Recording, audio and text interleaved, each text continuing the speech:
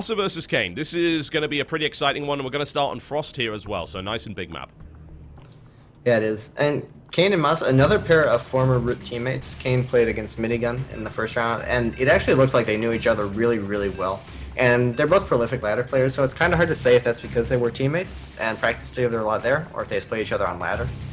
But if they do practice a lot together, then there's a fair chance that Kane and MaSa played each other a lot as well, because MaSa was basically the only active Terran on Root.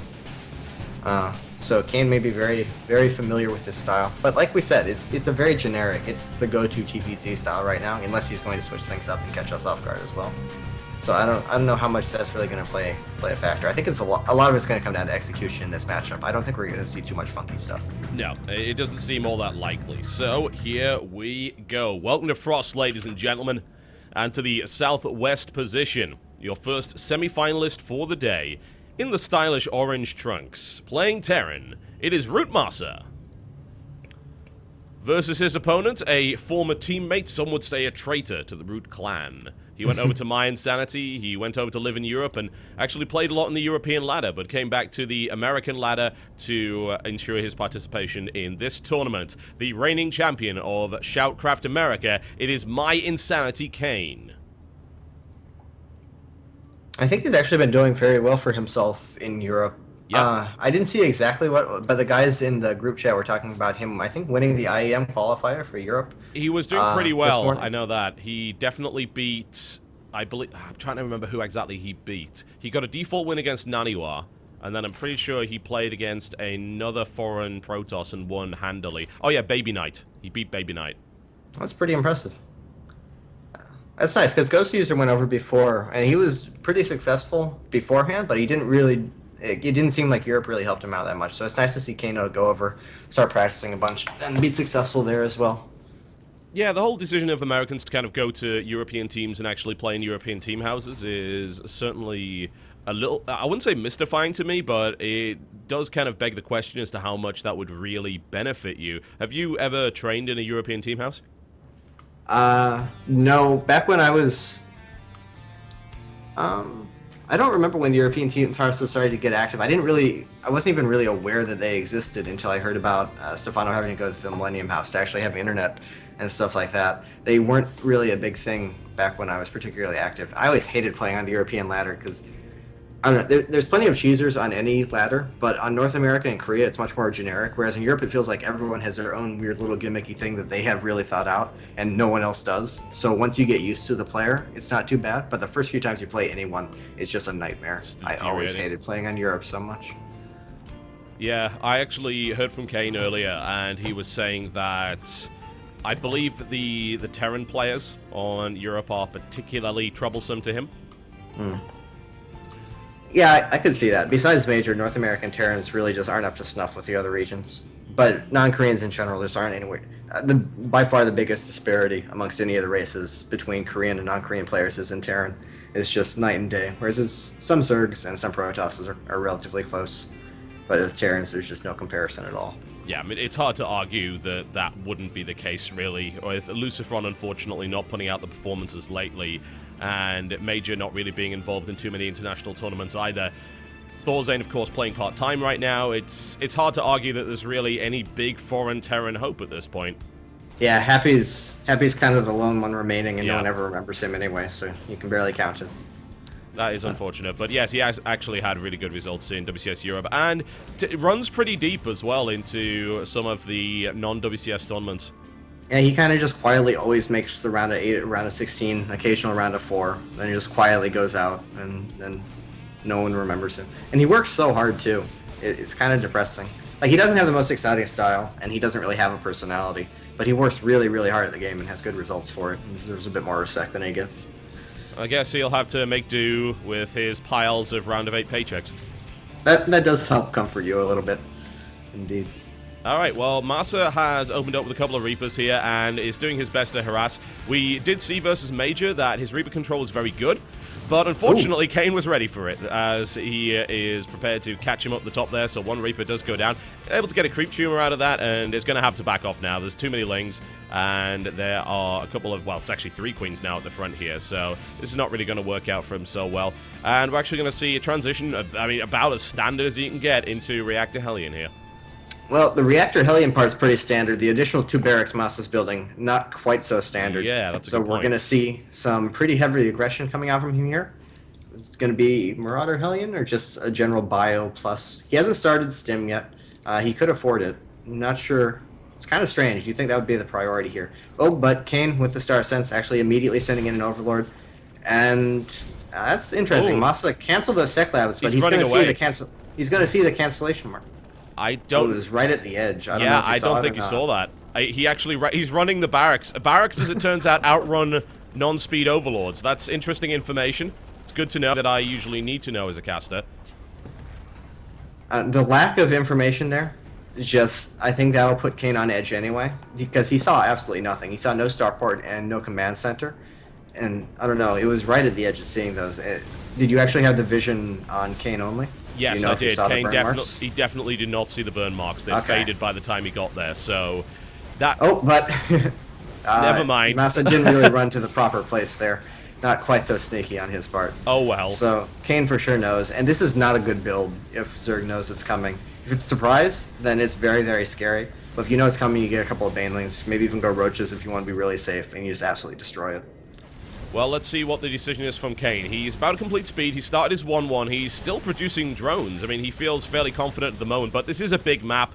It's going to take a while for that production to actually kick in and make its way across, so I guess he can afford that, but he's got to be careful not to hold on for that for too long. There's even a tank coming in here. Tank. That's really, really weird. Tank builds early on are not very good. Tanks get very, very strong once you have like 4 or 5 of them, and they can actually take down clumps of banelings very effectively, and the splash damage just gets kind of absurd. But when you only have 1 or 2 of them, they barely do anything, as Zerglings will just run in and surround it, and they're very expensive too, both in terms of supply and resources, so it means the rest of your army, the stuff that you actually need to fight against the Zerglings, is going to be very, very undersized. If he actually tries to attack with this, with a tank early on, I don't see it being very effective. It looks like he might have actually canceled the tank. I don't see it anymore. We have no tank, and indeed, yeah, he decided to cancel that. So MaSa is continuing with this aggression. He's done a significant amount of damage to this 3rd base with the Hellions. He really had a lot of a chance to work on that. And Kane's trademark aggression is coming into play here, but it's already been spotted by MaSa. The wall-off is, I mean, it's more than solid. It's actually absurd. That's quite a wall-off there. The extra depots don't really serve any purpose. It just looks kind of funny. But he's not going to take much. He might lose that 1 depot that's way out there. Yeah. And at the same time, he has been transfusing that hatchery up, so it's not as much of a weak point. Lots of lings and banelings. A frontal assault's not going to do anything here, but MaSa knows that he's going to lift off and go around and try and find an opening somewhere else. Yep. But Kane should be looking for that. He should know. Lings are working their way in here and doing pretty well, honestly, since they are 1-1 versus 0-0, so a good trade comes off here. The Spire is on the way for Kane and almost complete with baneling speed, so very rock-solid standard double-ups and Ling, baneling, Mutalisk play. And in the meantime, as you said, he's looking for a way in, and a drop going through the natural. But, it goes into the main, too. Yep, he's gone into the main while attacking the 3rd base, in fact. The orange banelings are threatening here. And, I mean, that base just got gutted, actually, by an awful lot of Hellions. Significant damage done, 11 workers killed in total. The drop's been denied, but really it was used as a distraction to allow those Hellions to get in. Yeah, a ton of drones died. A Zergling counterattack takes out the SCV building at the 3rd, but does not actually take out the command center itself. This drop, MaSa kind of overextending a little bit there. If he had just gotten out with the 2 medevacs intact, that would have been an overall win for him. Yeah. But throwing away a lot of units there, really kind of unnecessary. He's not going to lose the medevac, but yeah, he chases away a Mutalisk. Kane is able to get that out before that happens. But in fact, this is actually a trap. Yeah. This is a nice little move. He's going back in. He could just lose. He is going to lose it. That was silly. He should have just ran. Yeah, I don't know. Maybe he thought that there were Mutalisks coming in. It's like, oh, might as well do some damage while I can. But no, that did not work out.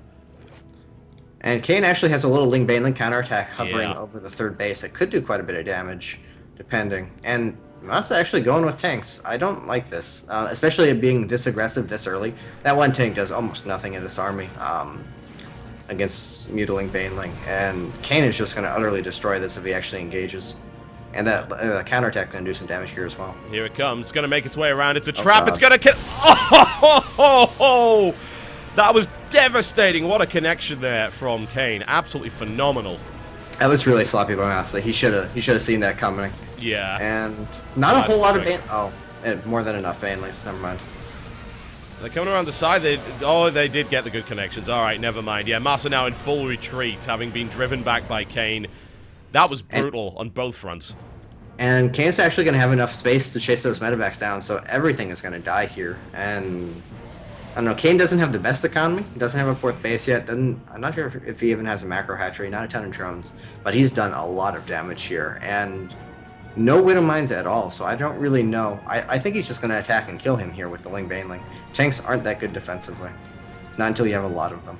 Yeah, and right now the tank count is at a grand total of 1, and he's not even attempting to build another at this stage. So, yeah, 1 tank isn't really going to do that much unless it gets the best target fire in existence against a large clump of Banelings.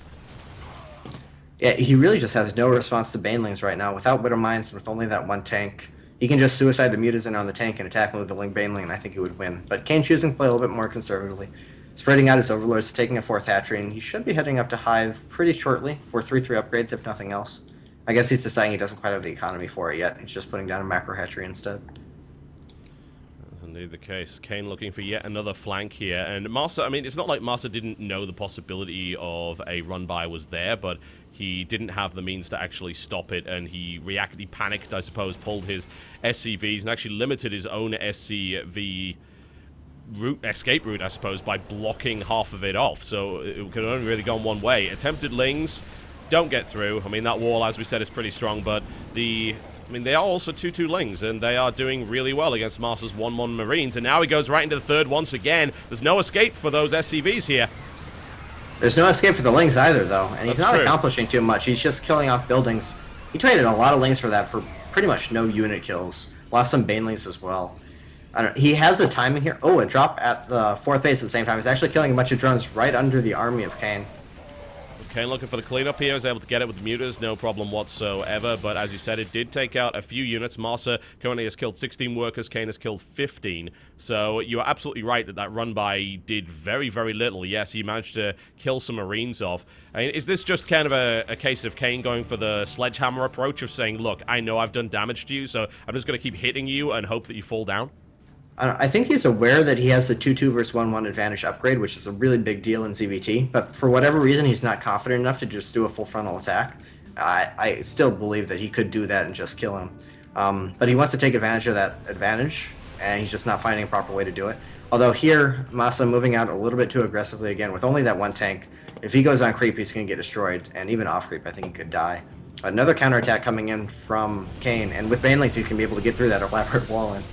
Yeah, trying to funnel him into the hot gates, but that didn't work out. He just went right through the hot gates, and now has made his Ling run-by right into the main base. Again, another wall-off will prevent that, though. So MaSa certainly doing his due diligence when it comes to his SimCity here, but some damage done. That said, again, no workers killed by that, so I do wonder if that was worthwhile. Yeah, he's really not... Oh, actually, he had burrowed a bunch of Zerglings in there, so now he's getting the workers killed. Sneaky. And that is certainly going to pay off. Kind of surprised MaSa didn't realize that. And a lot of mutas now out for Kane, so at this point, this gets really, really tough for MaSa, because he doesn't have Widow Mines, he doesn't have a whole lot of turret coverage, and it's such a big map that when you have a big mutaflot like that, it gives you so much map control. He actually has Hellbats coming out. I really don't like this style from MaSa. I'm not sure, but Banelings are just going to destroy him. He has no answer to them at all.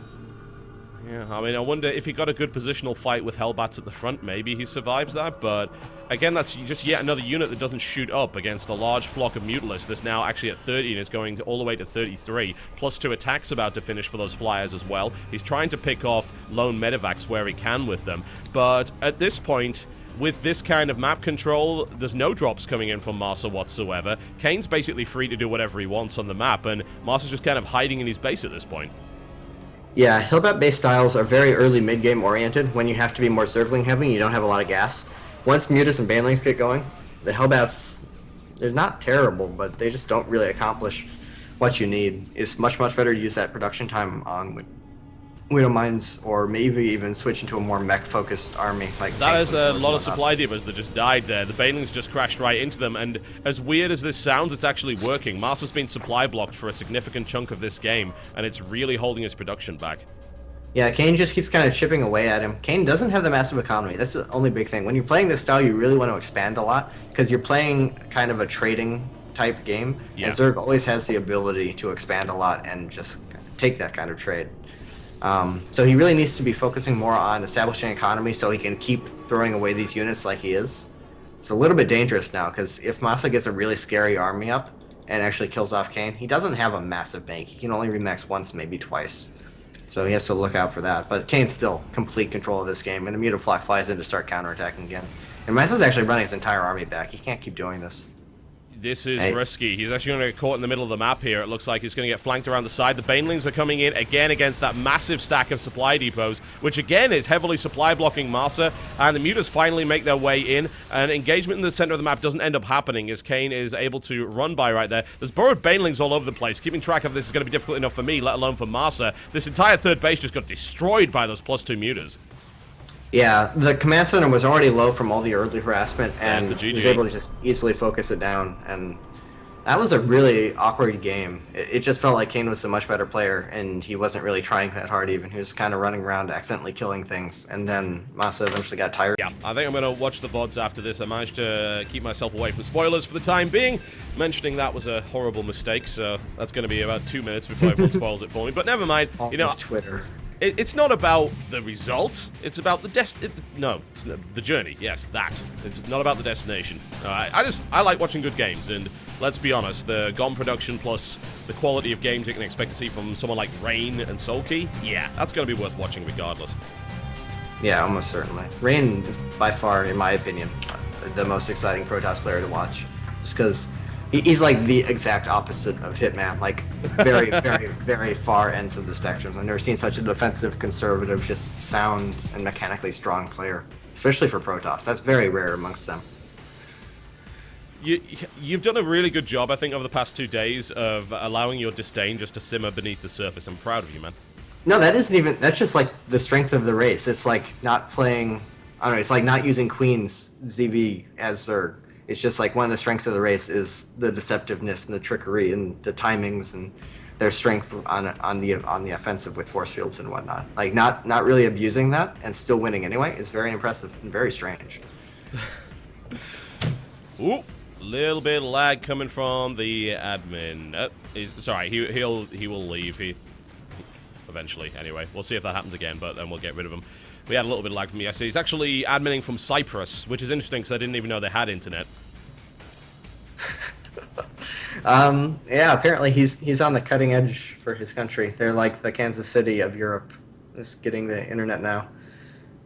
He was telling us a fiber joke that didn't really work out too well. I'm sorry. It's okay. I got it and then was just simultaneously sad that I'm back on Time Warner business class. But regardless, he was telling us some wonderful things about some of the drinking habits of those over in Cyprus, and I had joked that there was nothing gas chamber. That was the worst thing I have ever heard. Yes, that. It gives me a headache thinking about it. It should, because that is basically what it does. I was telling the guys in the chat last night about some of the rather awful drinking habits that we had in the UK while we were at university, and we explained the concept of the so-called gas chamber, which in fact was I believe a flaming sambuca, and the way that you do it is that you kind of burn off some of the alcohol, but you capture the gas of it, and you essentially snort it through a straw and then drink the rest of the shot. That has to be awful for you. That can't be okay. Knowing the person that regularly did them at university and having lived with him for 2 years, I could safely say that damage was done. Just put it that way. Alright, well, less of that, and we don't endorse that, by the way. This is not something that is endorsed by the sponsors of this tournament. But regardless, we have ROOTMasa in the northeast position here on Fruitland, actually picking Fruitland actively. He is in the purple trunks playing Terran versus his opponent, the reigning champion of ShoutCraft America. It is the red Zerg, mYinsanity.Kane. I don't think the lemons are going to play too big of a part in the early game here, because Kane is going speedling. He's going to end up with map control. But I don't see Zerglings really taking down the lemons too fast. With 3 armor it's going to take them a long time to actually chip those down. By the time they do, then the Hellions will be out, and Hellions aren't going to kill them anytime soon either. Yeah, it takes a while. It really, really does. I tested it with workers, and let's just say that I just went and made a coffee, and by the time I came back, the lemon was still not dead, so... Yeah. The Reaper's going to get through. That'll be a non-issue. Maybe he'll rush out Banshees to try and take it down, something like that. That sounds like a pretty solid build. Let's see if that pays off. Sounds like a terrible idea, but I hope it happens. That's a Huck level idea there, I'm afraid. But normal from everything. It is a bit of a change that he's going Speedling. Last game he did the more conservative. He opened up Gasless, he got out Queens, he just took the late third base in return for the higher mineral economy early on. But this game he is going Speedling. That kind of says he wants map control. Oh, actually a really big mistake by MaSa, letting those two Zerglings slip around. That was nice. Just kind of... I don't know, you can't let that happen at Staring, because when this happens, it slows down your expansion so much, because you have no units coming out. Yeah, and he's just relying on the Reapers here. Across. And now you give up the map control for quite some time. Kane could take a third base if we were really on top of things immediately. I don't know. That's the reason that if you don't have complete control of your opponent's choke, you leave the second Reaper back to protect against that. It's kind of a fundamental little mistake from MaSa there. Well, that was certainly exploited. Delaying that is going to be phenomenal. I mean, this hatchery has been up and running for quite some time already. Oh, wait. It's 3 racks again from MaSa. He has 2 barracks at the top right of his base. And double reactor coming down and no tech lab. So this is just going to be like a bunch of purely unupgraded Marines along with some Hellions. And against a quick Speedling build, that might actually work out. Although we have a Roach Warren. Roach Warren. Yeah, that might make things a little bit different. This is going to be a fun game. Yeah, we've got the Reaper Hellion up already. The Lings are making their way around here just to see if they can make a flank. Not looking for the lemons right now, but with Roaches make their way through that lemon armor pretty quickly. You never know, we might see it. Yeah, I think that would be another situation where it's not quite worthwhile. Kane should know something's going on here, because there's 0 workers, 0 mules, 0 anything at MaSa's expansion. That has to make you nervous as a Zerg player, just because it's so strange. Yep, the Lings are going to make their way up there. They're going to see yet more Hellions, in fact, and he already knows that there are 2 Hellions and 2 Reapers out on the map here. So he's thinking, alright, okay, so that's a good amount of Hellions. What's behind that? 9 Roaches now in production, and a baneling nest goes down here from Kane. Still not entirely sure. This is almost definitely, actually, a Roach baneling all-in, or a planned Roach baneling all-in from Kane. And it's going to work out pretty interestingly. With no Marauders, no upgrades, no bunkers, I'm pretty sure he's just going to kill him here. But if MaSa has, like, incredibly good Marine spreading, and he catches a lot of the banelings with Hellions, this could kind of turn around and backfire. Because if the initial backbone of Kane's attack is broken, then MaSa's counterattack is going to be basically undefendable. I'm not sure if it's going to be possible for him to hold on here. Getting a bunker on the high ground, he knows something's happening. And he will have medevacs out soon-ish. But, I don't know, unupgraded Marines are just squishy against Roach baneling.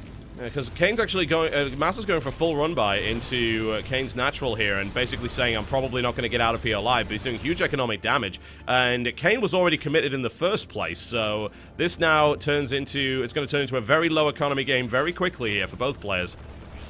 Yeah, if MaSa had like 2 more bunkers, I'd say he wins now because he took out so many drones with that.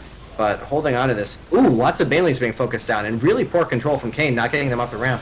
And MaSa actually took out all of the banelings now. That was really impressive play actually from MaSa, but more of a mistake from Kane because he did block off his own banelings with the Roaches there. And he does get in, but he wanted to get in with some more banelings so that he didn't have to deal with these SCVs in this way.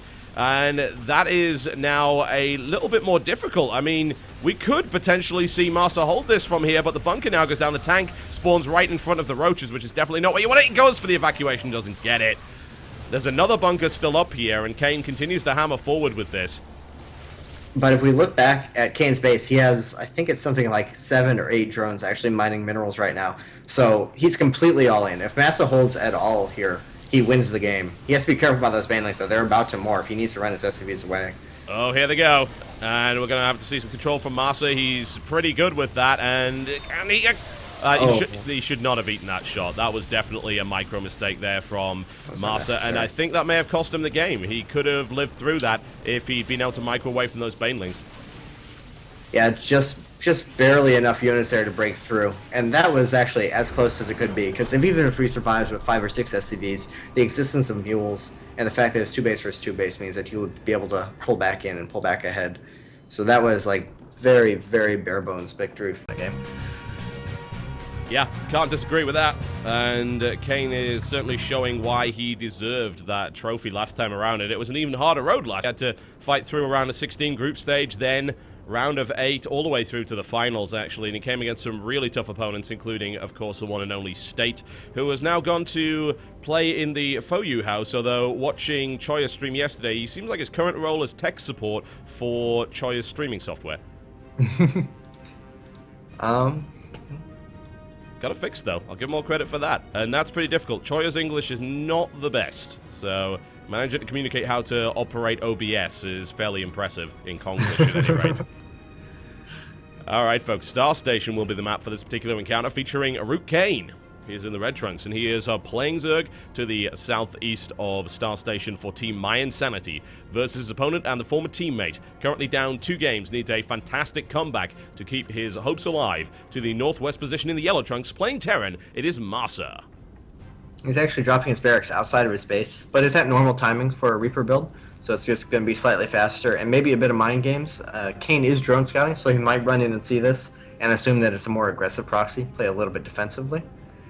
Speaking of proxy, Kane's actually checking for it very much so. Wasn't it this map last time around that we actually saw that very strange proxy supply depot into the proxy barracks play against Major? Yeah, it was. Actually right up above where his drone is now. But this, like we said, it is just 12 barracks, 13 gas, so it's going to be completely normal. And Kane isn't even drone scouting, so there's going to be no scare factor there. The Reaper's really just going to get there a couple of seconds earlier than it would have otherwise. And it looks like Kane is expecting the Reaper opening in. He's opening up with Speedling. It's the same opening that MaSa had done the previous 2 games, so pretty fair assumption from him. Yeah, certainly. Just that slight little bit of variance that won't ultimately make that much difference whatsoever. The Reaper lands there maybe a second quicker, but it also means, of course, that this wall-off is not possible. But he's not going to keep the barracks there. After he's perhaps built the second Reaper, that's when he'll bring it back to the wall. It would be a little silly if he didn't. Yeah, he will. It may delay his reactor a little bit on the factory, depending on how the timings work out. There's a third. The other... Oh, never mind. Oh, he is bunker rushing. Okay. Yeah, he does have a third Reaper in production. Or no, that's still the second one. Yeah, There's a possibility that he goes for a third and fourth Reaper and goes a little bit more aggressive with this. I don't really think that kind of thing is very good. I honestly don't even like the bunker for the Reaper, because the entire point of the Reaper is the mobility, the running around and harassing and whatnot. If you stick it in a bunker, it's not going to accomplish anything. Smart Zerg player will just sit back and wait, build a couple of extra Zerglings, and then take that down, and you kind of just lose the bunker, and that's it. It doesn't really help you too much, but MaSa going for it here. Yeah, well, he's going to have a place that he can get back to regenerate, so he jumps into that bunker and is able to start doing the tiniest possible bit of damage to that hatchery, but it is a bit of a safe place for that Reaper to go, and now, as you mentioned, he's gone back, and it has delayed his reactor just a little bit, sitting on a little bit more gas than he otherwise would have at this stage. Bunker's now covered in creep, and that doesn't have any effect, but it does mean that the Reaper is back to full health here. It is back to full health, and the bunker's being salvaged, so that really... I don't know, I really just don't see what that accomplishes. Kane didn't even make any extra Zerglings. Well, a couple of extra. But I don't really particularly like that choice from Terran. I think that you're just harassed normally with the Reapers. But as is, we're ending up with a very normal situation here. The command center's coming down from MaSa, and he's actually getting a second gas, so presumably going for a very fast Banshee here. I think that's going to be the case. Yeah, the starport is queued up. Yeah, so he's switching it up a little bit. Yeah. Switching it up a little bit, he was going for the 3 racks play in both of the previous games. This is a bit more normal, still on the aggressive side of normal, but the 3 racks is pretty uncommon, whereas Cloak Banshee is one of the more popular TVZ openers these days. But again, with perfect Overlord scouting, Kane heading in right as the starport comes up, he sees the tech lab and the starport, knows exactly what's up. Yeah, he's certainly been very diligent this entire series when it comes to scouting and looking for opportunities, making sure what his opponent actually has, and it's been serving him very well up to this point. Hellion's on the way here, so fairly standard, but that is going to be the Banshee addition to that, which Kane is just going to flat out see immediately. He's not even going to lose that Overlord unless he really wants to. He spots that immediately, knows exactly what's coming. And he's actually switching into 2-base Muta to try and counter this. He had a drone headed out to take the 3rd hatchery as the Overlord went in, pulled it back, dropped his additional 3 gases, and started up the lair. And that's interesting. the Banshee isn't really a powerful opener. It's more of a harassment and maybe a little bit tricky. Like if it catches you off guard, maybe it does serious damage, but you're really only aiming to kill off drones and force a response from the Zerg. So most Zergs don't really feel that it's necessary to go for this kind of thing. But Kane, very aggressive, as we've seen, willing to take any kind of opportunity that he sees. And he feels like he can get a lot of damage done if he goes 2-base Muta against the Banshee opener. And you often can, especially with the third CC coming down. We're not going to have a whole lot of turrets up. We're going to have almost no Marines, no Marine upgrades either. So it's definitely a possibility, especially if MaSa doesn't scout this in time and doesn't really react to it. Yeah, that is very true. And is now posturing in order to just try and deny a little bit of creep spread and then look to go in and actually do some damage. Scan is used, so he takes down 3 tumors for that, but there are already 3 queens trying to push that away. But this Banshee is going to make things a little bit interesting.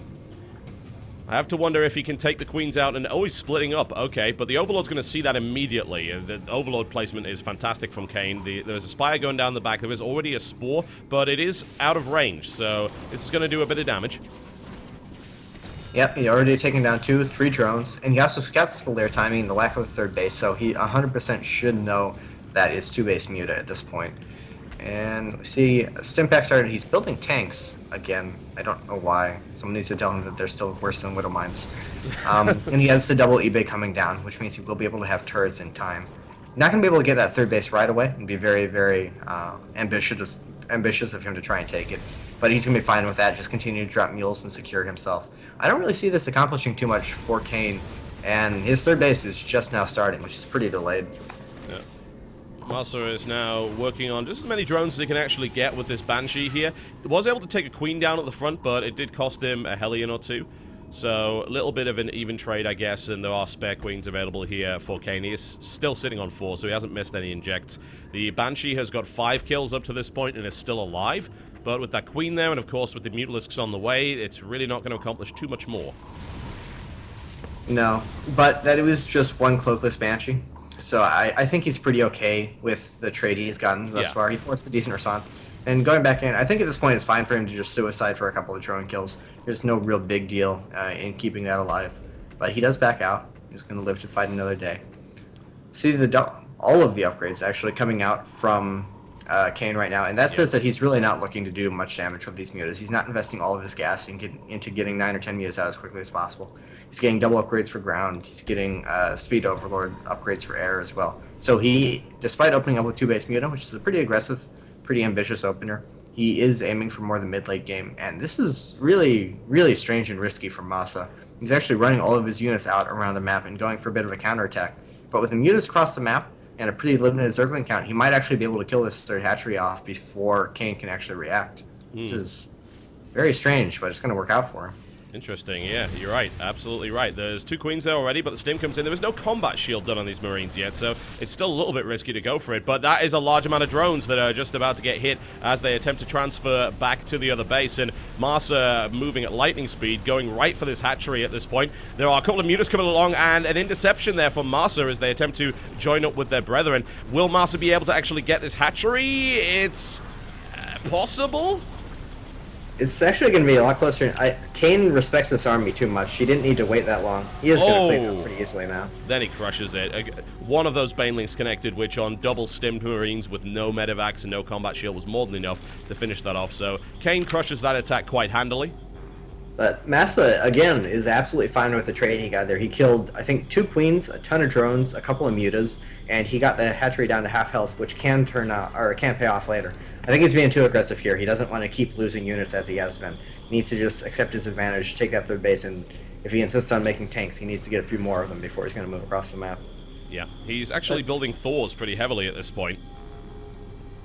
I don't know. I guess that's a decent amount of units. Maybe with the tank and the Thor in there, that gives him enough tankiness. But attacking early on onto creep against speed banelings is just asking for trouble if you don't have Widow Mines.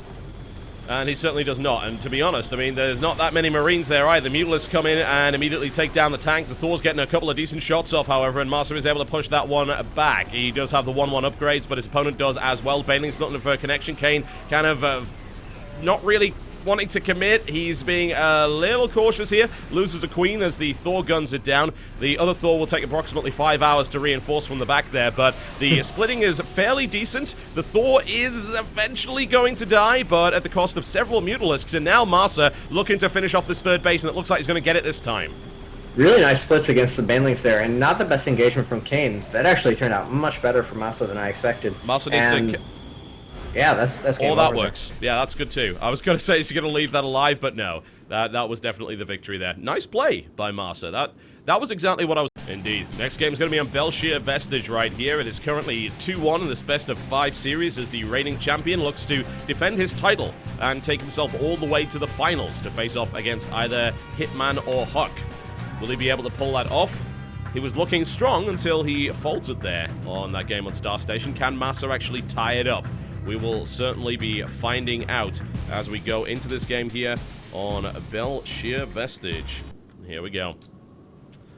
Ladies and gentlemen, I bring you ROOTMasa. He is in the yellow trunks and he is playing Terran to the northwest here of Bel'Shir Vestige versus his opponent to the southeast position, the champion of ShoutCraft America Season 1. In the red trunks playing Zerg, it is mYinsanity.Kane. Poor Kane. If he wins this match, he's rewarded with his EVP against either Huck or Hitman. Ooh. Well, Huck I mean, like, go ahead, sorry. Huck is like the perennial... No Zerg ever wants to play him ever. It's the most painful experience you'll ever get, and it's going to confuse and terrify you. And then Hitman, we just saw what he did to Scarlet. So yeah, we did. I have to wonder. That's not going to be a fun series for any Zerg. No. I wonder if Kane will be better equipped to deal with that when it comes to Hitman. He must have hit Hitman. God, that's the most awkward thing I could have ever possibly said. He must have run into Hitman a few times. Once again, MaSa with the hijinks here, just deciding, you know what, I don't want to put my barracks in the main. I want to make it a little bit more difficult to scout. And again, Kane has a drone wandering around, but last time he only checked for proxies and didn't go into the main, and it's going to be the same thing again. Yeah. I wonder if MaSa just never ever 14 CCs, because it's well worthwhile sending out the drone if there's the possibility of CC first. But every single game he has gone Reaper first, and every single game Kane seems to expect Reaper first, or potentially a proxy. So it seems like Kane has a really good read on him, at least early on. Certainly seems to be the case. Down goes the spawning pool here. There's the barracks up, so Reaper is on the way. I think this is actually further away from the enemy's base. Yes, it actually is, but not that that'll make a damn bit of difference for a Reaper, but it is just put there to make things a little bit awkward. Kane is going to scout first the ramp, and he's not going to see a barracks there, but knowing what happened last time, he's probably just going to be saying, all right, you're up to your old tricks again. That's not a big deal. Well, actually, last game, he never actually scouted the barracks true, placement because he didn't send the drone all the way, and an Overlord didn't see it until it lifted up and ran in. So he might have been kind of confused, except he sees the SCV coming out to drop a command center and the Reaper coming out, so he knows exactly what's going on now. Yeah, that is true. So no overreaction there from Kane, not that he really had the opportunity to do that anyway. The spawning pool completes as is promised, and then the second Reaper on its way. Exactly the same thing that MaSa has been doing up to this point. 6 Zerglings coming out here, and 2 Queens. 6 Zerglings is actually a little bit more than... Most Zergs feel pretty comfortable with just making 4 and then waiting for their Queens. But 6, obviously, not a big deal. An extra pair, not going to change much one way or the other. And right now, we're just kind of waiting to see what MaSa does, because he's the one who's been playing kind of funky early on in all of the games thus far. This is around the time where he might drop a second and third barracks, as he did in the first 2 games. And he hasn't gotten another gas yet, so it doesn't seem like he's going Banshee again. Oh, actually, there goes the gas, so maybe it will be that Banshee build once more. It worked out for him last time, so maybe he's gonna stick with what works. Well, he took your advice after last game, left the second Reaper back to make sure that those 2 Lings couldn't come in and actually kill off that SCV building the command center. Yep, saving himself quite a bit of time on the CC there. Good move by him. And he's also maintaining the control in front of Kane, in front of Kane's natural. Nothing he's going to be able to do there. And actually, a couple of Lings actually coming out from Kane. Interesting. Not enough to actually do anything, so he's just playing a little bit defensively. Strange and unnecessary, but not noteworthy. No, both of them just kind of building up at this point. Oh, and Kane actually scouting kind of too early here. He does see the double gas, but the starport just now starting. He actually sent the Overlord in so early that MaSa could see where it was going to be and could build his starport elsewhere. Nice. But that Overlord is going to be in position to poke in once again and re-scout it down the road. And he saw the double gas, which is a pretty good indicator that it's going to be Cloak Banshee. at this point in the game. Well, these 2 Reapers get out nice and easy, and of course they know that speed is about to complete. He saw it researching, so he doesn't want to be anywhere nearby at this stage. Now the Hellions come to join up, though, and that's kind of the second phase of this. To keep your 2 Reapers alive, you had a few Hellions in there, and suddenly the fact that Speedlings are coming at you is not as scary as it previously was. And then, of course, you can throw that Banshee in there. So are we going to see Cloak? I mean, he is mining from both gas, so I cannot possibly see another reason for him to really do that. In fact, he's sitting on 200 gas now, and still not building Cloak. He was definitely looking to go Cloak. The only reason he may not here, and he does start it at least, the only reason he may not go it is because that Overlord there is scouting it immediately. So he, of course, started it. The question now is whether or not he's going to cancel it and try and play mind games here. 3 Spore Crawlers going down, so maybe. He is trying to zone out that Overlord, prevent it from going back in and scouting. That makes me think he wants to cancel it, but it could be reverse mind games where he's trying to make it look like he's going to cancel it, and then he actually doesn't, and then all of that. All of that nonsense. A little bit of harassment coming down MaSa, but with 3 queens there, it's not going to accomplish anything. Yeah, it does weaken the hatchery quite significantly. Takes it down to just above half health, so if he does want to go in again at some point, then that'll probably work out pretty well. Looks like Cloaking Field is going to finish here. He continues to research it, and he's got a second Banshee being added on. There are 3 Spores going up, though, and 5 Queens. So how effective this is really going to be, do you think? Probably not very. He only has 1 Spore at each base, and then 1 at the important choke.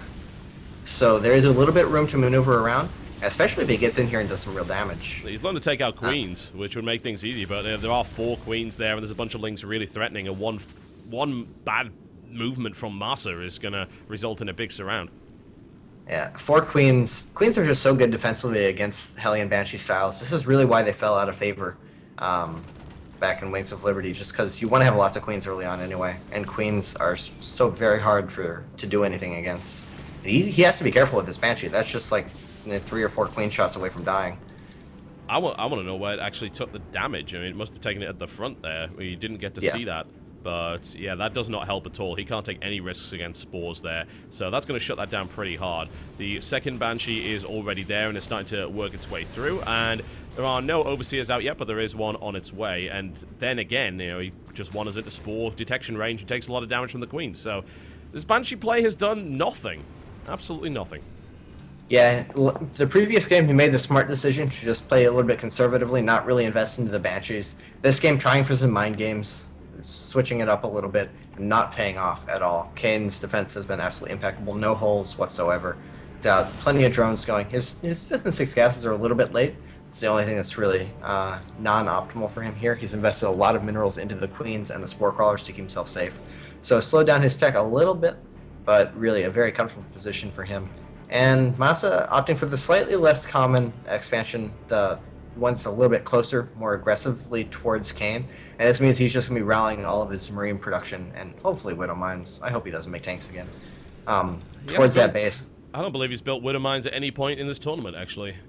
Yeah, we haven't seen a single one from him yet, in this series at least. But he does have the reactor coming up, so that should be the case here. He's adding on lots of barracks. So I think he's just going to be going for the traditional Widow Mine bio train, assuming Kane actually takes the 4th base at some point. We haven't seen one just yet. Gotta watch out for the supply depots, actually, but he got lucky. Kane didn't run straight in, and he could have. That was an opportunity there, a little bit of a slip-up from MaSa, but never mind. A game of throws in the case of that harassment, but right now MaSa just trying to pick off as many of these creep tumors as he possibly can. Yeah, he's doing a pretty good job of, I mean, we're just watching Scarlet play, so as uncomfortable as that series was for her, she still had amazing creep spread, and anything else afterwards is going to look pretty lackluster. But MaSa's doing a pretty good job of limiting it. Smart decision by Kane here. He's actually going for the less standard 4th base for himself. More players expand towards their 3rd base. He is expanding away, knowing that MaSa took that more aggressive expansion, keeping himself a little bit safer there. So it's a good choice by him. It's going to make it a bit easier to defend. This is a big, scary army for MaSa, though. Yeah, it really is. It's going to clear out a lot of creep. That Overseer is actually certainly at risk of going down. Killing the Overseers would be nice, considering the Widow Mine's coming up, but along come the banelings and shove that back for the time being. There are actually 2 factories up and an armory coming up here for MaSa. Yeah, 2 factories. The armory is just for the upgrades right now, but he has shown a bit of a tendency to switch into mech units. Yeah. Or at least try and get up to tanks and Thors in the previous couple of games. I'm not the biggest fan of that style still. I think Widow Mines are too good to pass up on even after the nerf. but it does have some merit switching into a more mech-based style as the game progresses. Although right now, Kane is really in control. That attack didn't pay off too much at all. No. And Kane is now in full mid-game macro Zerg swing. Yep, certainly. He's got his 4th hatchery up. That's about to be up and running. MaSa still making his way across the map. And this large count of Hellions is certainly going to help against 74 Lings, but it's not going to help that much. We're not talking about Blue Flame Hellions. They're not upgraded. Then there certainly aren't enough to kill 74 Zerglings. So it is a little bit risky, I think, for him to be moving out here. I have to wonder what kind of damage he can do, if any. Yeah, he has Widow Mines out now, so that's never to be underestimated. A couple of good Widow Mine shots can completely swing swing a battle. It's interesting. He's actually going for the 3rd base here, not continuing to push into the 4th. I'm not sure if he actually knew where the 4th base was or not. Maybe he thought he was pushing into a base there, but he is backing off immediately, so that does seem to be the case. He really needs to take out those central rocks and just push down the center instead. It's really not that much further, not that big of a difference. Yeah, that's very true. At the moment, though, Kane is sitting on a rather massive number of units. A really, really scary number, in fact.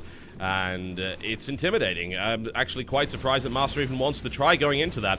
Widow Mines are on the way. Drilling Claws are not done, so that's a little bit of a problem there. The Burrow goes in, but the Banelings crash over it already.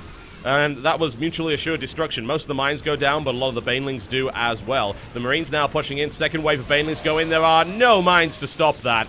And huge amounts of damage inflicted. MaSa's army gets pretty much crushed there by Kane. That was really pretty terrible Widow Mine usage from MaSa. He just ran them in and burrowed them all together on one side of his army. You really need them spread out, and you need them pre-burrowed beforehand, so that doesn't happen. Kane was really easily... we know why he doesn't use them, then. Yeah, he doesn't seem very comfortable with them at all. Kane was really easily able to deactivate them, and he already had a massive army advantage just because the early game went in his favor. So that was very easy for Kane. He should just push his advantage here. He doesn't have Hive coming. He doesn't have a massive economy. He doesn't want to just sit back and take it easy. He might as well push his advantage because he has a very big army advantage here. Yeah, it's rather scary. And now he's building a bunch of Banelings, and it looks like he's going to be going after his favorite treat, and that's the supply depots of MaSa. He really hates supply depots. Ooh, that Widow Mine is actually not going to go off, in fact, so that was fine. The SCVs are most likely going to escape here unless MaSa makes a mistake, but those Marines certainly will not. And Kane's happy to take trades like this. We were a little bit skeptical of them in the first game, as Kane didn't have quite as good of a position, and MaSa was going for a bit of a scarier unit composition. But here, he can just trade units all day because he has such a big advantage in terms of production, economy, existing army. Anytime he trades, that's really good for him, especially given that he's staying on Lair Tech. If anything, he actually needs to be more aggressive here. He really needs to be making things happen, because MaSa, for all the units he lost, he's kind of approaching a max, and he has pretty decent upgrades. He's mixing in Thors, so he's going to have a pretty beefy army. That's not really to be underestimated. Yeah, I mean, when it comes to harassment or actual damage done, really, by either side, it's actually been fairly lackluster, so you're right, he does need to go in there, and he's preparing some Banelings, but there's a Widow Mine there, and there are some Marines at the back with a bunker, so I'm not entirely convinced that this will do huge damage. Kane is going in for harassment here at the natural to try and distract MaSa, is going around the other way this time with his Banelings, looking to try and get some decent connections. Getting some, not amazing, but he's able to get a bunch of Lings into that mineral line on the 3rd, so he's able to deny mining and do significant damage there. Hasn't killed that many, though, and MaSa comes in and guns down the rest of those Lings quite effectively. The Mutas are still marauding over the natural, though. Not the best baneling usage from Kane there. He kind of got them split up. He trapped his Zerglings. He got some SCV kills for his trouble, but he traded a lot of Lings for it. Yeah. And he doesn't have much of a bank. He doesn't have a 5th base at all, and there's actually a drop at the 3rd base at the same time that's taking out a Queen and a lot of drones. And MaSa's pushing himself back into this pretty quickly. Yeah, that's very true, and we're starting to see MaSa really get back into it very nicely. The Baneling splash comes in. I feel MaSa could have easily picked up and got out of that, but he is more concerned with this attack that he's pushing towards the 4th base, and a bunch of Lings coming in, but nowhere near enough. Where are the Banelings? Well, they're a little bit too late to the party there, and a bunch of Lings are traded out effectively here for Marines. The Zerglings are not quite up there with the upgrades of MaSa. He's on 2-2, and he's starting to work on 3-3. No sign of a hive coming in right here from Kane. I believe he does have the infestation pip. He has not started yet, which means that there's a pretty big clock on Kane right now. Once those 3-3 upgrades finish, life is going to get really, really hard for him. And that timing window is going to be absolutely gigantic. He really, really needs to engage before that happens. And that's a lot of mutas. He may actually just go for a complete counterattack base trade style, but he doesn't have enough bases to really feel comfortable doing that. He only has the 4 bases. Well, that's a bunch of banelings that just ran into a Thor and didn't actually finish it off. It finally goes down. The wall has been broken, and the Mutalisks are going once again into that 3rd base to try and do as much damage as possible. MaSa's attack, for the most part, has been deflected, but both players sort of going at each other in a really ineffective way, but that was a nice one. MaSa didn't even split at all. I think he was distracted, having just lost his 3rd base. Loses most of his Marines there for a bunch of banelings, and things are not looking quite as good, but he continues to push. MaSa is sort of parading across the map with everything he possibly can, trying to take out banelings as best as he can, and trade out and take out that 4th hatchery. That's not going to happen with baneling hits like that, though. That's nasty. MaSa's been pushed back pretty significantly now. Yeah, MaSa's army just doesn't have enough sustainability. He only has 3 or 4 medevacs for the entire thing, so every time he stims, he puts himself deeper and deeper into the orange and red HP, and then he just takes 1 or 2 baneling hits to kill everything off. He does have the 3/3 upgrades now, but he doesn't have a running 3rd base. He's essentially mined out at this point. He's lifting off his main to run over and try and reclaim his original 3rd, but his standing army is kind of mediocre. And Kane, not even maxed, and no hive anywhere in sight, but he has more than enough army to keep himself alive. And at this point, MaSa is just basically all in. I don't like the fact that MaSa is engaging without most of his medevacs. There's only 3 there out of the total 8. Nice Widowmine hits going off, taking out a lot of banelings there, but that didn't kill the Mutapack, which is maybe the biggest threat right now and is having an absolute field day. The banelings just chasing down this remaining Terran army here and plumping themselves in the center of the map. Things are looking pretty good here for our reigning champion. Yeah, Kane's certainly in control now. If that 4th hatchery had fallen, maybe MaSa would have something to say about this game. But as is, even with those 3/3 upgrades, it's going to take miracle baneling hits. Kane basically has to run his Mutapack over a couple of Widow Mines and just lose everything to really get MaSa back in this. He just doesn't have the economy or the army. He does finally have a decent medevac count with his bio, and they are 3/3. But I don't know. I don't see it happening. He's just so far behind in terms of unit production. Kane is really looking scary right now. He just hit 500 APM, in fact, as he was working his way through here. So he's clearly in his comfort zone. Morling's able to pick off yet more of these Marines. And they are 3/3 now, but it's just overwhelming numbers at this point. The Mutas engage against 3/3 Marines, but not kind of the critical mass that you really need to scare them off too much. There's still 31 Mutas, and they are 2-0 Mutas as well, so they can do significant damage, particularly on the bounce. He comes in again, takes out 1 medevac, looks to take out another one. This is a little bit inefficient, but I'm not sure it really matters at this stage. Maybe it does, though. The supply of Kane is falling significantly. The banelings don't get the best connections. He loses a significant number of Mutalisks there. And that's pretty much Kane's entire standing ground army. He has the Mutalisk flock left, but Mutas can only do so much without support, especially fighting against 3/3 Marines. And this is actually looking a little bit scary. He has a lot of banelings morphing in, a good amount of Zerglings, and more Zerglings in production. But he doesn't really have that much money. The Mutas are counter-attacking, and this basically puts Kane all in, or MaSa all in. Everything's going to come down to the Widow Mines here. They have to get amazing hits for MaSa to have any chance at all here. Well, MaSa's trying to focus down the banelings as well. A couple of banelings go in first, though. He doesn't send in the majority, even gets a couple of Marines for his trouble. Takes out most of the Widow Mines. The other ones are at the back to kind of prevent a flank there, but those baneling hits were pretty good.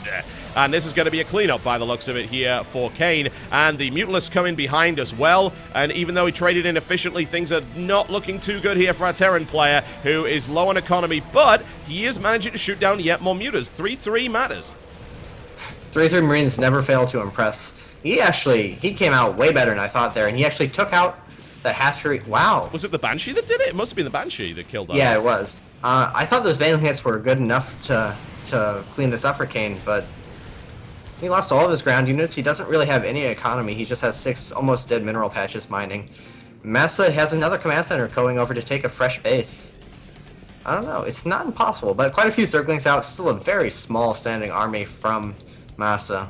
I don't know if 3/3 upgrades are enough, but we keep questioning them, and then he keeps getting these amazing fights. I don't know. I don't know if Kane's kind of giving them to him, though. I mean, running Muta packs into 3/3 Marines is just almost universally a terrible idea, and it is proving to be so. But these Mutas are really causing an absolute problem here for our Terran player. This base is almost mined out. It really comes down to this one, I suppose, with the orbital command here on the 4th base, as to whether or not that can actually mine. Kane, as you said, is also pretty much mined out too, though. So he's going to try and take a 4th hatchery over to the side there. This base pretty much mined out anyway, but it has now been eliminated. So this is getting really strange really quickly. And income-wise, MaSa is actually now well ahead, at least in terms of minerals, which is what really matters here. He's now well ahead of Kane, and that's only going to accelerate as he now has a fully saturated mineral line. He's going to have 2 orbitals worth of mules, and Kane has almost nothing. The last remaining mineral patches are about to mine out. His 4th hatchery isn't going to be up very soon.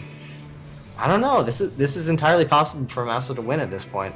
Yeah, the longer he holds on to that base, the better it's going to be as well. If this hatchery doesn't go up here for Kane, his income is going to be really quite terrible. You can see it down the bottom here. It's already not good. His drones are really not doing anything on the long-distance mining at this stage. MaSa's actually moving out, and a lot of mutas going down for Kane. Really sloppy from him there. What is he doing? I think he is throwing the game at this stage. I'm afraid the Winter Mines just burrowed. They didn't get the shots. But regardless, he is going in to try and do yet more damage to the economy, but he just doesn't quite have enough mutas now to really make that work. Only 14, there's 45 3-3 Marines. Again, I think it comes down to, can Kane hold this side base, and can he hold it for long enough to really get back into this? Because he has pretty much thrown the advantage all the way over to MaSa. And MaSa's being really sloppy about defending this top base. That's the only thing Kane really has going for him here. If he would just put up a turret or 2 and leave those Widow Mines in a smart position, he could... Oh, and some Zerglings actually going to try and bait out the Widow Mine hits, doing a lot of damage. That was pretty good. Now he goes in. I mean, there's only a few Marines. 3-3 Marines are pretty good, but they're not that good. And the SCVs have now been driven away here. And a Ling run-by comes in, so Kane is able to try to equalize this. I mean, there are only 24 SCVs, but mules really do count here. And as it stands, the Cloaked Banshee is making its way into the only real mining base of Kane as well. That's going to be some pretty nice harassment. It's going to be really annoying. He has to pull his mutas all the way back across the map, taking the pressure off. And MaSa really... 40 kills. 40 kills. It's been alive most of the game. That's the Banshee that I said he might as well just suicide for a couple of drones. So it turns out MaSa has a little bit better decision-making in terms of that than I do. That's really paying off for him there. I really wish you would just put up a couple of turrets at this base so he could actually get aggressive again. Because every time he leaves, Kane is just going to go in there and do some damage. Yeah, that's really true. Actually, Kane's mutas are kind of out of position now, and it looks like MaSa's going to try and capitalize it, get across the map before he actually gets in a position to punish him. And it might work out here. Ooh, some burrowed banelings, though. Yeah, this could end up changing the game. We've seen that before. Burrowed banelings have become a hell of a lot more popular recently, and for good reason. But so far they have yet to connect. Will MaSa actually scan? Probably not. He would. But, I mean, it is on the edge of creep, so maybe he does that to push it back, but hard to say. Kane takes out a couple of buildings. He seems like he's trying to bait these Marines into the burrowed banelings here. Oh, the scan goes down. MaSa will not be fooled. And this is looking pretty good for MaSa here. I don't know if Kane can actually engage the army. He's going for the counterattack. How much defense is there? There's one bunker, no turrets. If he had a turret, he'd be completely fine here, but a pretty good Widow Mine shot and more supporting Marines.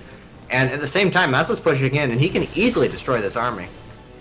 This is looking good for MaSa, really, really good. It seems like Kane has allowed MaSa to get back into this game. It certainly gives us an exciting best of 5, but it's not so good for Kane's tournament chances here. MaSa pushing forward, having been able to retake control of that base, retake control of this game, and is now trying to take out the 4th of Kane. And once again, pretty damn good splitting from MaSa, honestly. Certainly something that we have seen. If he focuses, he can split really, really well. It's only when he gets caught out and his multitasking is stretched that does not work out. And Kane GG's out, and we're going to the 5th. Welcome back to ShoutCraft America Winter.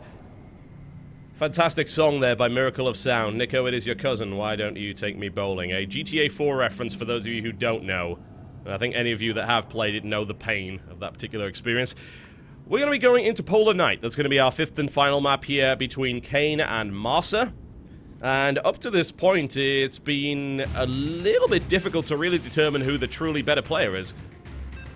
Yeah, in the first 2 games, I would have said Kane for sure. He looked absolutely dominant and much more comfortable than MaSa. But then these previous 2 games, I don't know, the last game Kane really shoulda, coulda, woulda won.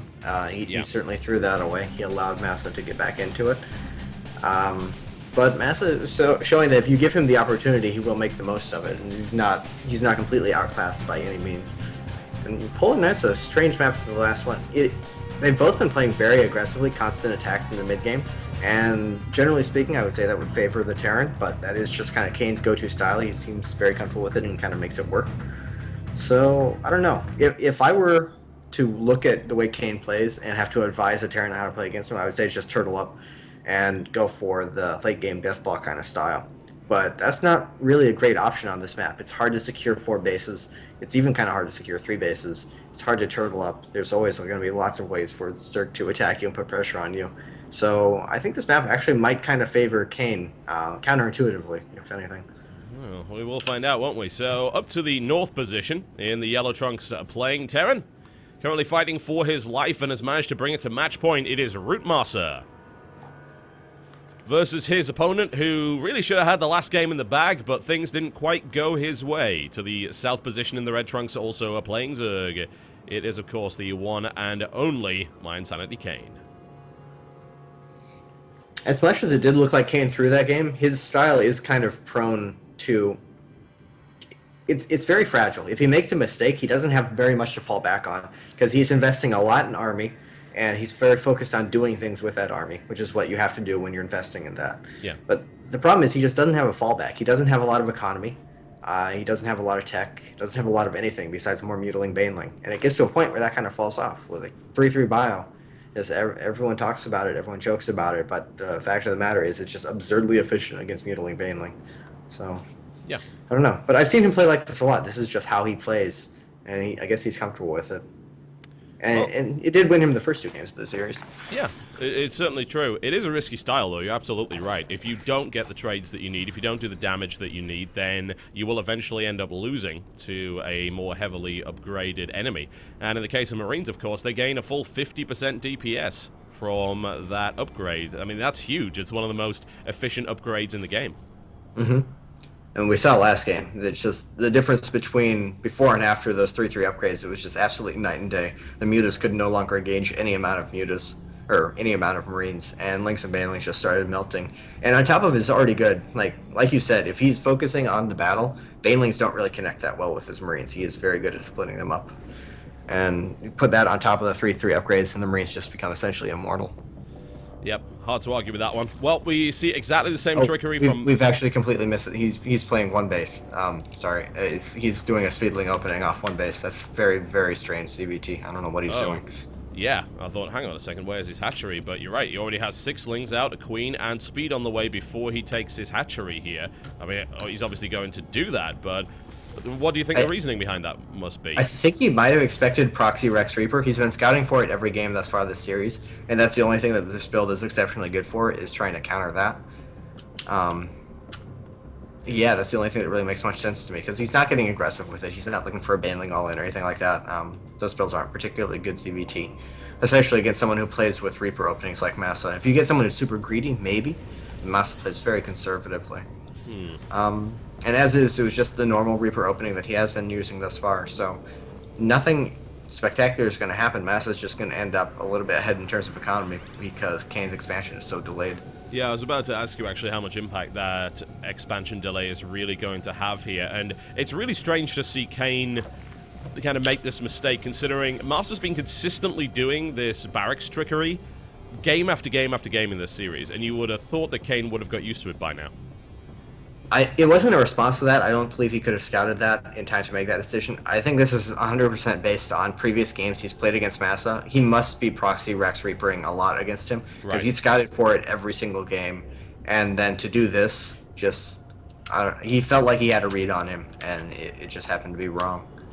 So, indeed. I mean, that's what happens in competitive. What the in the back of MaSa's base? I have not seen this in a very long time. Double starport coming down. I kind of like that, kind of-ish. As long as he can deny scouting, that's going to be very effective, especially because, Kane's going for a 3rd base. So the 2-star Banshee could actually be incredibly powerful here.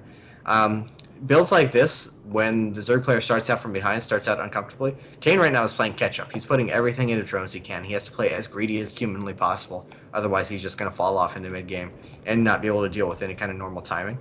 And a really great way to punish that is go 2-star Banshee. And the Overlord from Kane not going in at the right angle at all. He's not going to see that. 2 Marine's going to shoot it down well beforehand. And the additional Overlord he has down at the bottom left also not moving in. So, I don't know. I'm kind of scared for Kane. This could be bad. It really, really could. We've seen the Banshee control of MaSa before.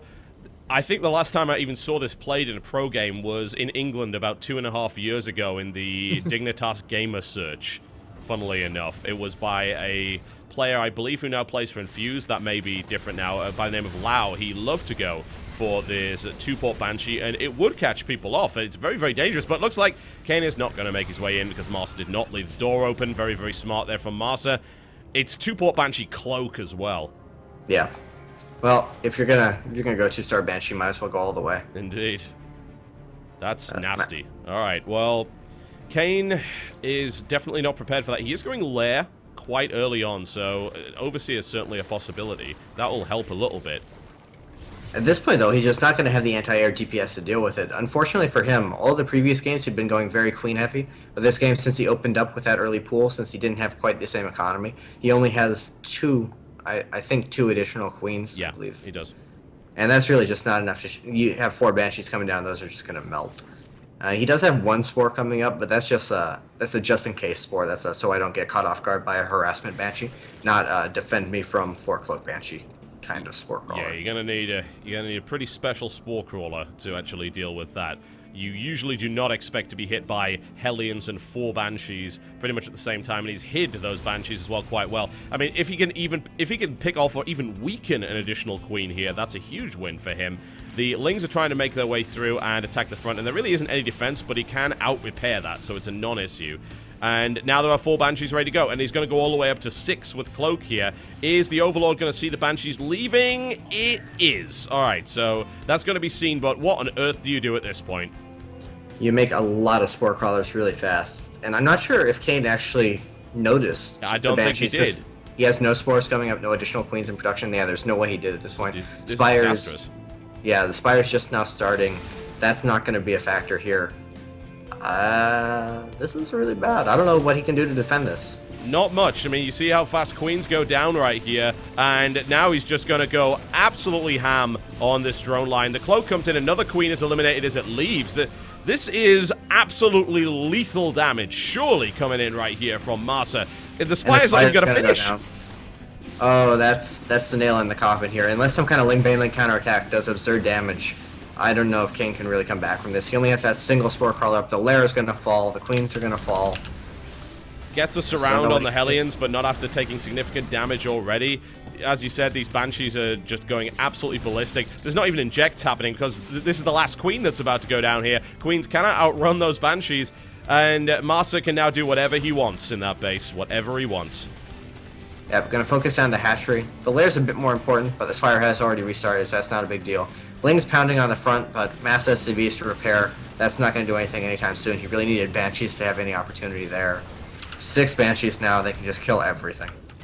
Yeah, 6 Banshees is just... The actual damage per second of a Banshee is very, very high. 6 of them is ridiculous. Very, very hard to deal with. The Lair is now under threat at this point, and nothing can stop it. Not a thing. As you said, the only possibility for Kane now is a big Ling Baneling all in to try and destroy his opponent, but MaSa is getting ready for it. He does have a bunker at the back. Even if he sacks his natural, he's still okay. Yeah, because those Banshees... The Spire is now finishing, but Kane doesn't even have a gas for a single Muta. He doesn't have the gases at his only remaining mining base, so with the Spire finish, he can't do anything at all with it. And they come. Banelings connect with the wall. They take out the Hellions, but it's not enough. GG! The champion has been dethroned.